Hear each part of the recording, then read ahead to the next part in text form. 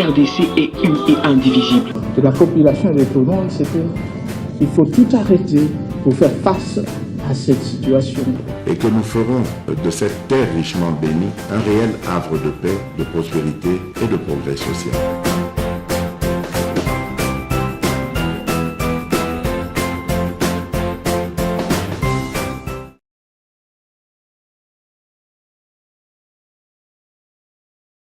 Weekend malamu na banda kuna bino merci batata ba mama de bino vous allez kolanda biso partout à travers le monde.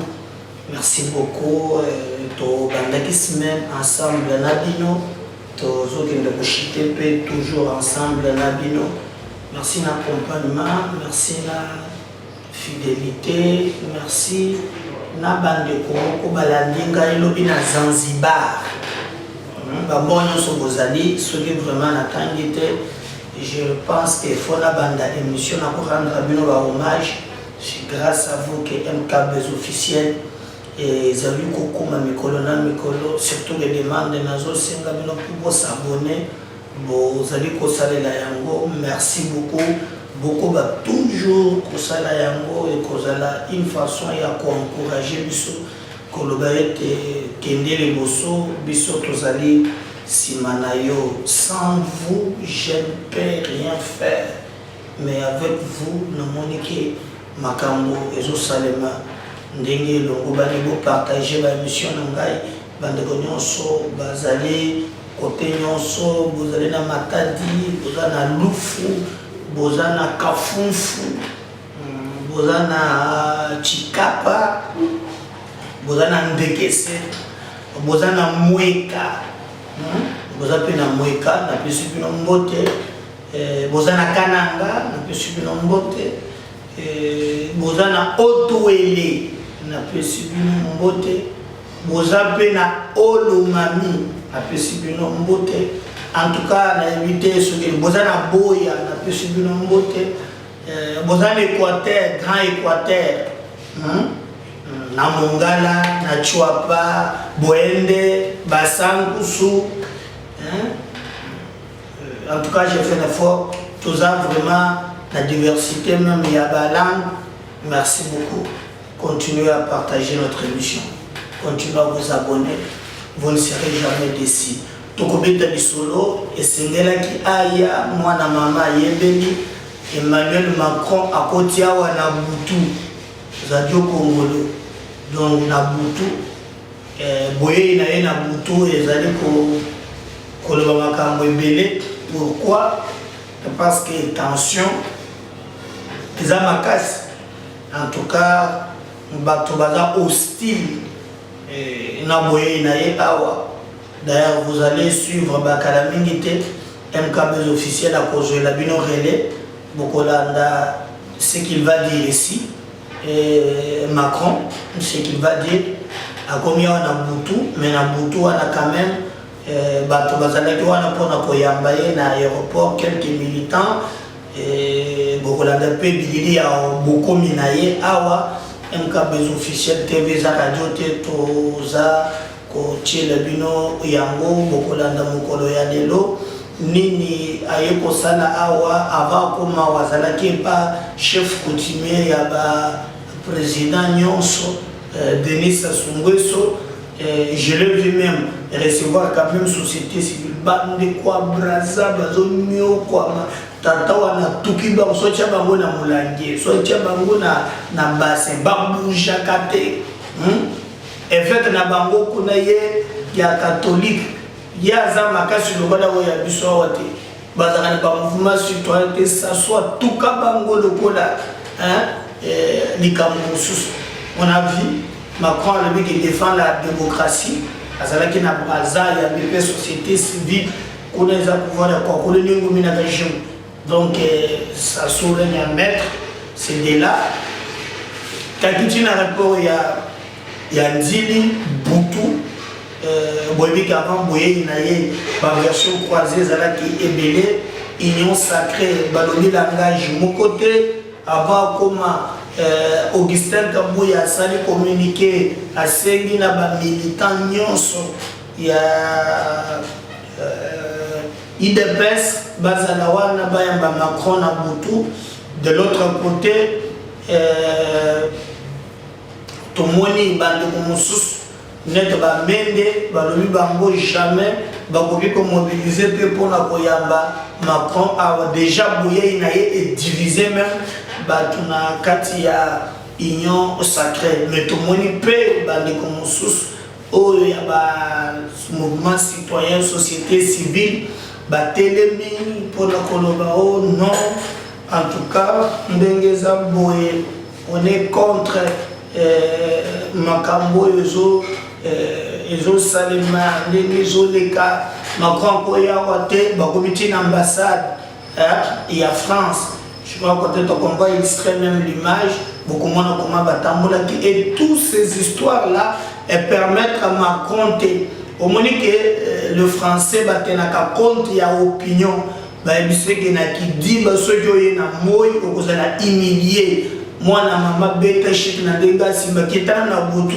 soki bato wana balali et puis kozonga na bela kozonga na ba 0 tweka nikineka butu butu alingi ko mone na moite place azaka na kan church kuna ba soda bazali oleke kuna ko za libanga wapi bako buko ina denga simba banyati na kingu msifulu ba soda banyataka mabe ba soda zomono ngai na shimuko boto zalaka ya vietienne tokomina niveau ya Pongabi na monika ba soda moko ba bimi wana vietienne soki abimaki te na yebite oh papa na fongoli mbango liboso mo ezate ba boîte gaz liboso ba lokoto biso sala soki 4 na kancha chikuna ndeko te Macron azaya je te conseille pas au Kenya.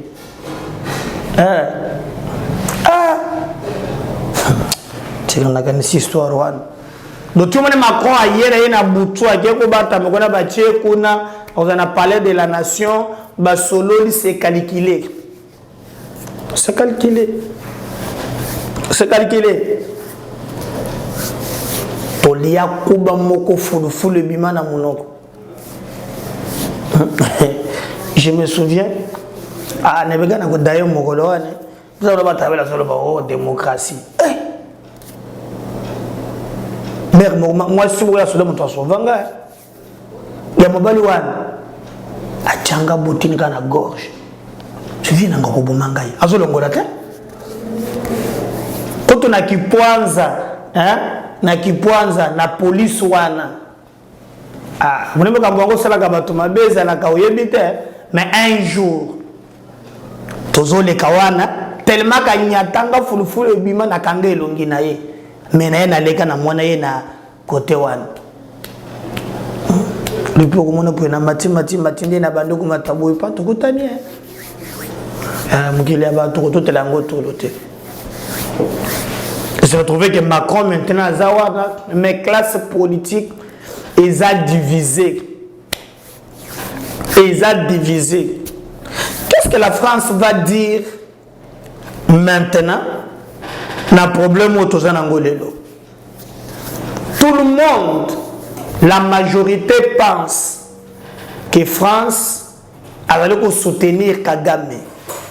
Et comme preuve, France a tikalate ko se prononcer pour na kotanga même kombo ya Kagame. Et vous avez vu d'ailleurs na point de presse Oya Salaki na Paris incapable de citer le nom de Rwanda. Et yango pesi batokanda ici à kosala nini hypocrisie point de presse kalate kozala tokoyeba na koloba nini na kamunyo soana ezana messa. Mais total comment on va évoluer, total comment Moussala et Kosalema, et peut-être Tokolobake Nini et Kolekanambo Cannabis. Mais déjà, tension est à Makasi. Tension est à Makasi. L'UDPS n'a moni quelques militants dans Boutou, Bazalaki na aéroport. Bayembeli quand même Mwanzembo jusqu'à tard. Augustin Kabuya Zalaki wana. Et d'ailleurs, Macron tango akiti a pesi Augustin Kabuya Mbote. Quelques militants accompagnés. Bato mususu balobi que ezali vraiment pas possible. Et à la bongo, Premier ministre Nabiso Sam Lukonde Kenge Motoa Yambie, Fandi, Beti Lisolo. Alors on ne sait pas, est-ce que le plus entendu est un discours, il y a Macron, Mozito, il est au moins à se démarquer na Fayoulou. Oui, que Batumengi, où il y a la Moukabaza hostile, na boye ya Macron, awa balingi yango atamukete, ba boye yango na mutema mobimba. Et d'ailleurs, toiki ke Fayoulou a kosa la marche pour na makambo ya agression wana nangambo mususu to sentir que bato mususu sur terrain ba kosa la côté. Mais au moins, parti à Mouzito et Lobby, Emmanuel Macron aya Congolais baza contre Koyana Yete, mais Congolais bazali na contre que France azali ko condamné Kagame te. Wana eza nuance oyo fumumpa apesaki. Mais biso MKB officiel, tout travaille beaucoup sur Yango. Nous allons d'ailleurs vous laisser. Bokotala Ndengeni Emmanuel Macron a komaki na butu. Botala attitude. Oyo ba yambelie. Boma na koma batu bazalaki na aéroport. Yandili. Contre toutes ces histoires. MKB officiel reste à votre chaîne. Ata ozawa pi oratin fort mona pas cité. Surtout que le yango peut te copier ça yo yango. Avion Emmanuel Macron et Keti Nandili. Boutou Makasi, TV za radio te, na kena machine, on suit Boye Inaye, Dengue Bambela qui est, et nous allons revenir juste après cet élément pour continuer avec notre émission, MKB officiel, votre chaîne de vérité. On revient juste après.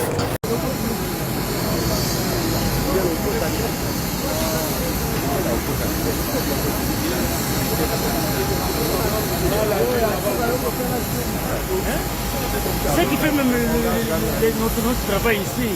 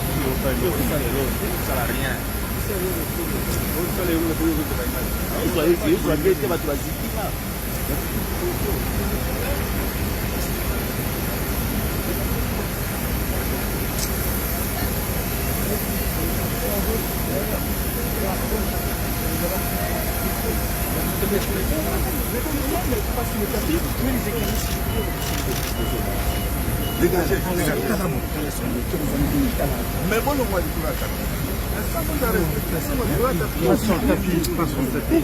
dire les premiers.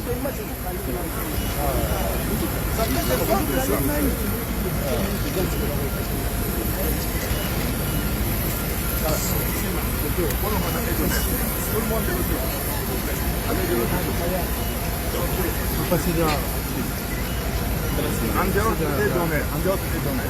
vous plaît,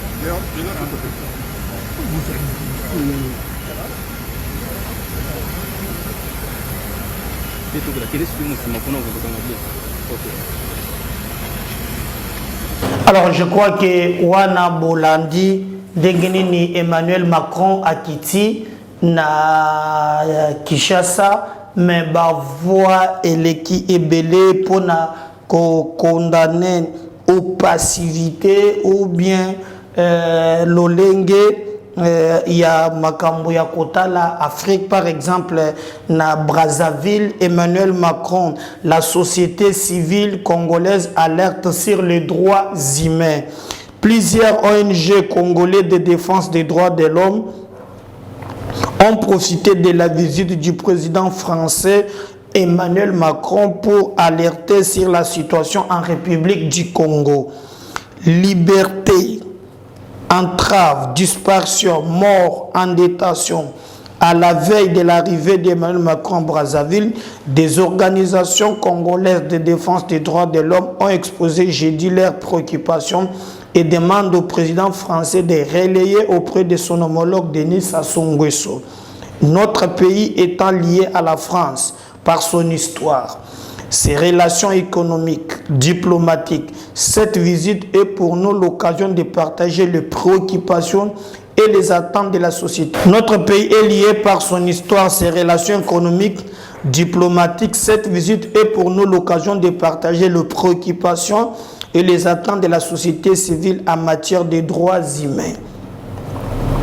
Écrit dans une déclaration, les consortiums des associations pour la promotion des gouvernances démocratiques et de l'état des droits.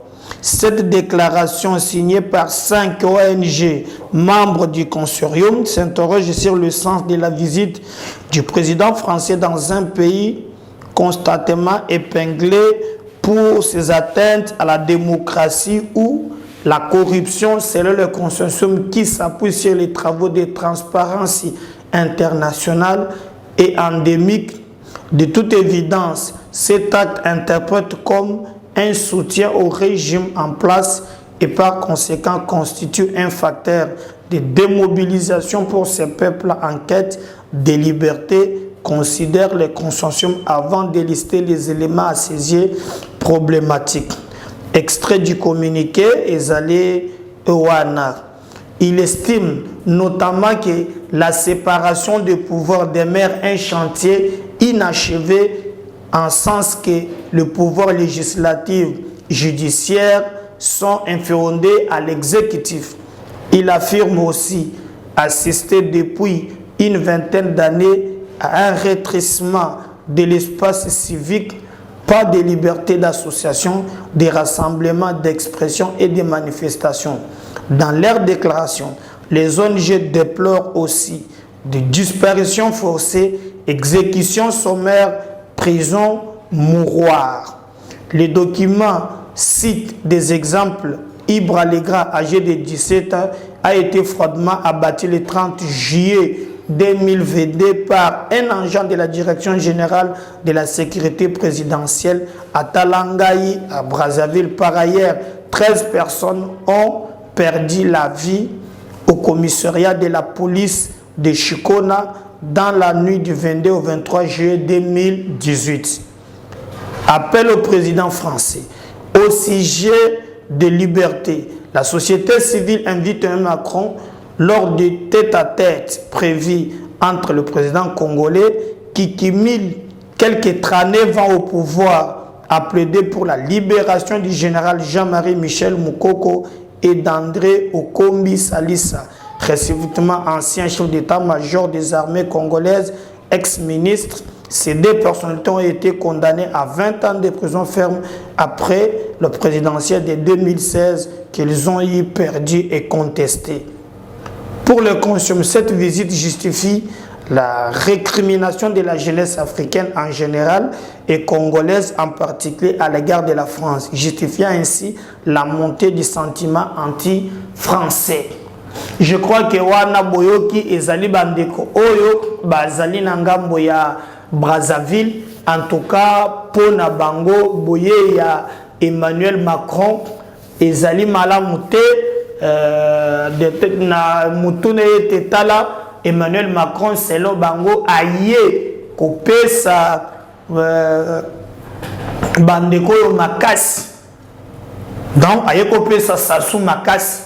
Et le même sentiment ezala kyokona mais awa le problème oya kotani nango ezali likambo ya Rwanda ba Congolais bazozela ye à se prononcer sur yango. Akokoka ko se prononcer, je pense pas. Macron totala azali impliqué directement na makambo oyo ezali à l'est. Il faut ko yeba ki l'Europe est frappée maintenant na makambo oyo ezobetama mokili mobim bali na crise.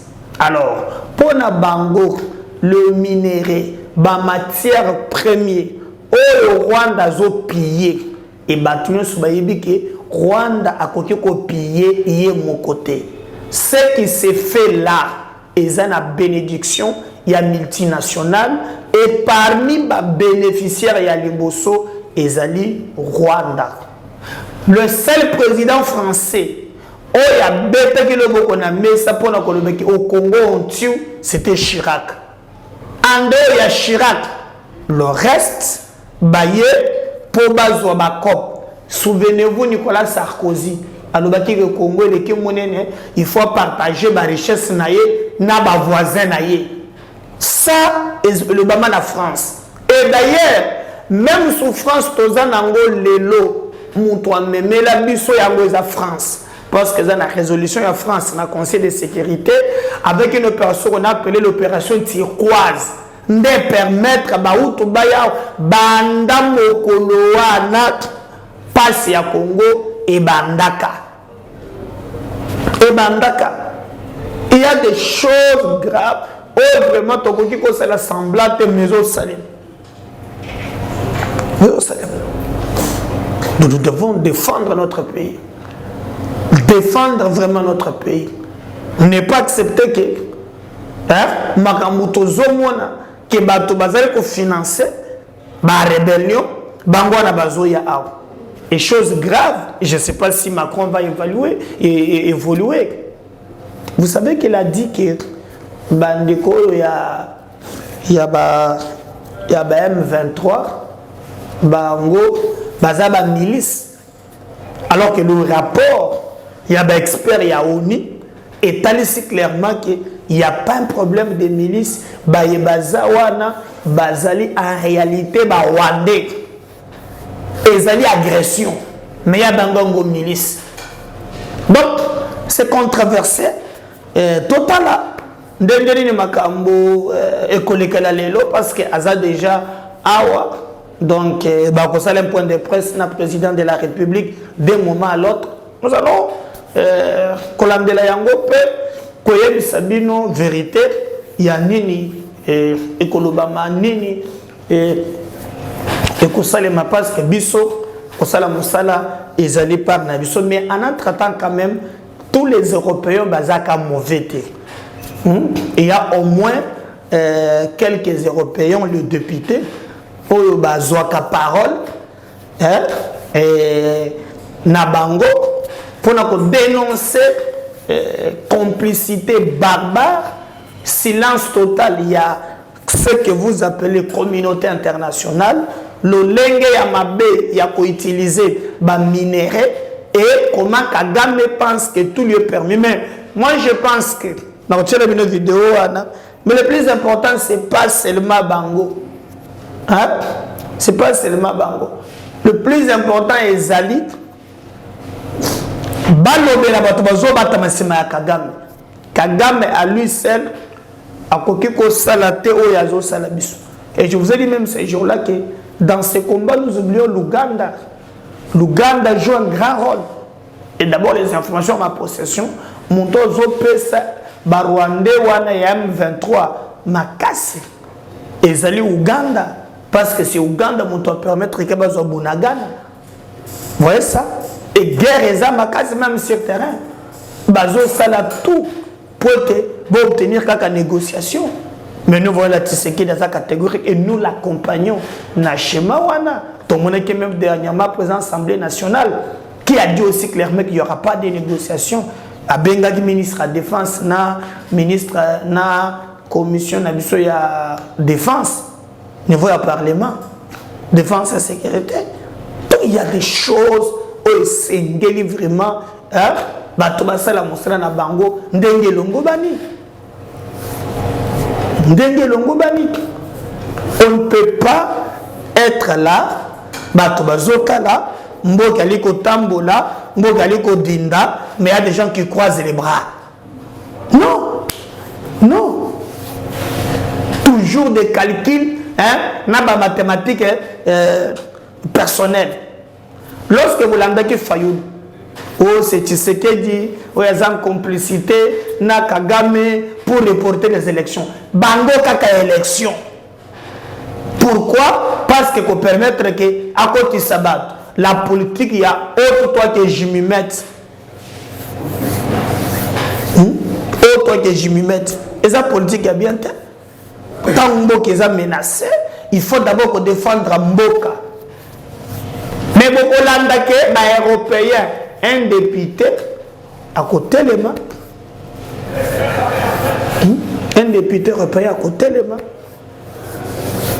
Et à Koloba. Il condamne Kagame. Théâtre, au moins il a dit. Est-ce que Bango P, patron naïe, Koloba Yango, total Macron. Mais au moins, on a déjà discours moko. On a dit na TV5 et comment qui net compliqué. Et puis imaginons si la contestation est là, na monnaie les kate. Bango il y a démocratie. Mais au moins ndambo ba yambie na butu na ba condition wana ndeba kotia. Ce qui est vrai. La France a échoué dans le Sahel.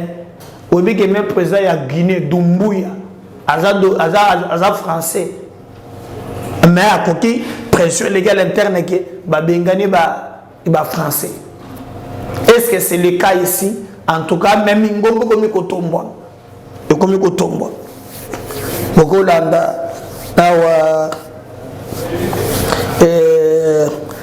un député européen pour aller où il y a télémina tribune, il y a l'Union européenne, ce qu'il pense de Kagame. Comment il y a accuser Paul Kagame dans le régime naïe. Mais là, il ne cite pas Baye, Bazali Kopé sa Kagame Makas. Mais il parle au moins, il y a régime, il y a Kagame, Nabat Bazal Simanaye. Au moins un pas, Moukileyoki. Si Macron a ça mais moi mon naïe bazakuna déjà kotombola mungongo ko condamner Kagame.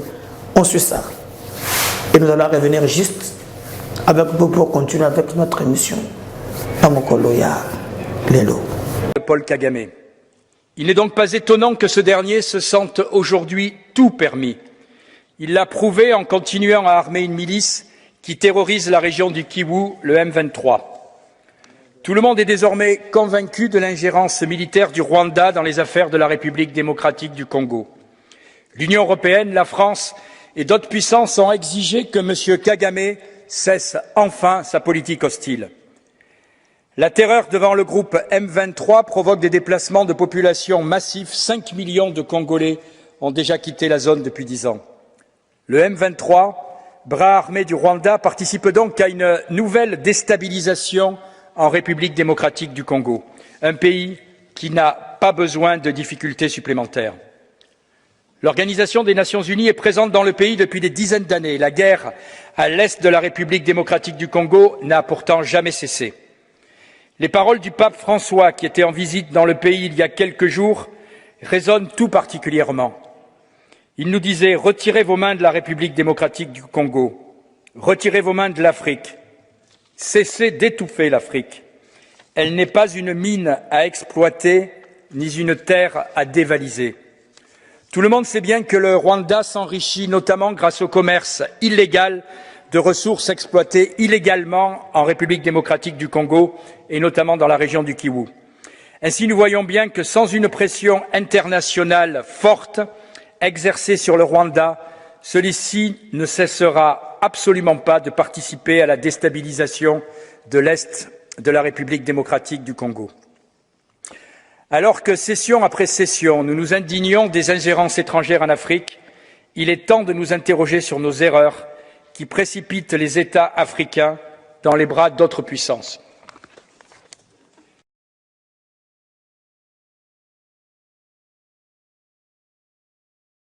Merci. Je crois que Wana Bolandi. Botala aussi comment les Congolais ont réagi avant Emmanuel Macron à coma. Il y a un monde de commissaire dans Boutou. On se revient juste après. Toujours dans l'aéroport, les lots koyebisa Macron qui tolembi makambo na ye ya kosutenaka Rwanda ya kosutenaka barebele ba M23 mpona koya koboma biso bakongolais yango moni lelo toza libanda toye koyamba toye kozwa ye mpona toyebisa yango moni mobondo. Voilà.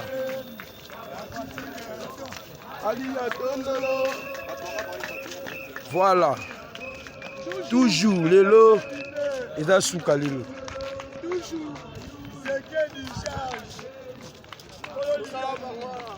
Toujours.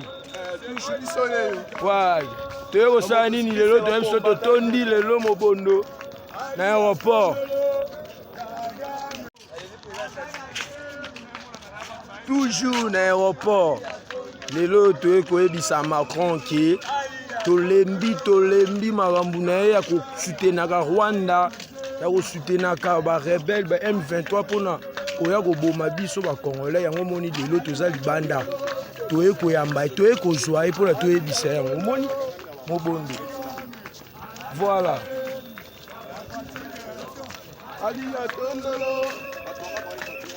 Voilà. Toujours lelo eza suka lelo.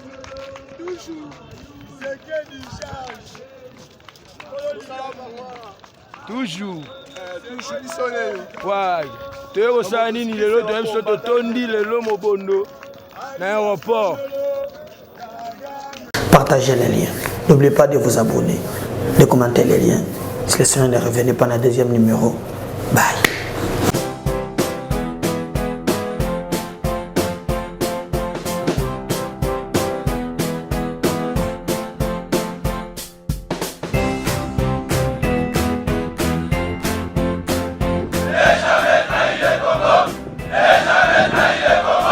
La RDC est une et indivisible. De la population et de tout le monde, c'est qu'il faut tout arrêter pour faire face à cette situation. Et que nous ferons de cette terre richement bénie un réel havre de paix, de prospérité et de progrès social.